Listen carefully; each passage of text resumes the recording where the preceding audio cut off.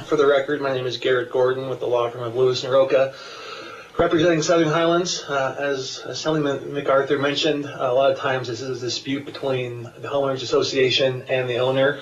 So the association, of course, it's in the best interests of all the homeowners to have a prompt, cost-effective manner to resolve disputes.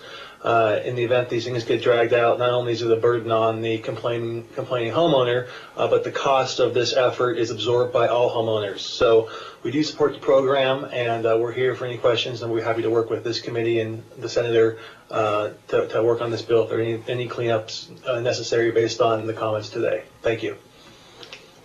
Thank you very much, Mr. Gordon. Has your client had a lot of experience with mediation? Has it been able to prevent lengthy and costly court battles? I just wondered what your client's experience has been. For the record, Garrett Gordon to you, Mr. Chairman.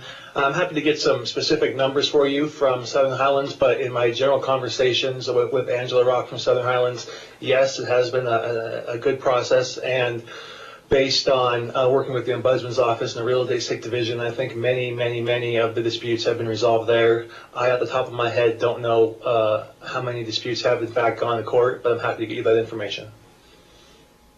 Okay, thank you very much. I'm just trying to find out, what kind of experiences your client had. I appreciate that. Mr. MacArthur, Mr. Carrillo, any questions for Mr. Gordon? No. Thank you very much, Mr. Gordon. Here in Carson City, is there anyone else in favor of the measure? Down in Las Vegas, is there anyone else in favor of the bill who wishes to speak? Please come forward, state your name, and begin your testimony.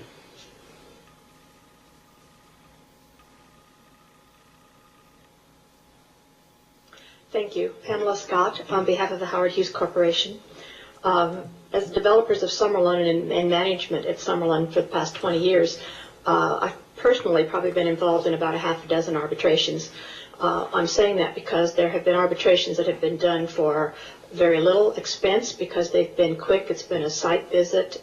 It's lasted an hour or two, and it's been over. There has not been a lot of discovery, etc. And so it went quickly. It went fairly inexpensively.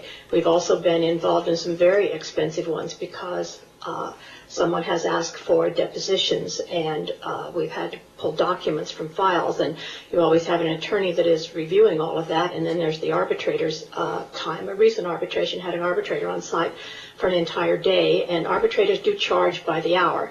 And I would think that if there's going to be a cap, because these are attorneys, most of these arbitrators, it will probably need to be a cap on their hourly fee. But that said, we at Summerlin are very supportive of a fast-track mediation arbitration process. Mediation, as Ms. Lavelle said, it's effective, it can be low cost or free, it's confidential, if the matter needs to go further, it's not going to end up in court what you said. The 60 days is fantastic because there's been cases that have gone on for years. The cost of arbitration, as I just said, can be $20,000 or higher depending on how many depositions, discovery, etc.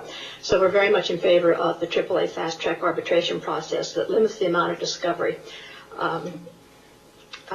I can't think of any reason that we would not want to support this bill, that you would not want to support this bill. It helps homeowners, it will help associations, they both will save legal fees, arbitration fees, and maybe most importantly, time. Thank you very much. Ms. Scott, thank you for taking the time to testify today. Mr. Carrillo, Mr. MacArthur, any questions for Ms. Scott, who represents the Howard Hughes Corporation? No. Thank you very much, Ms. Scott.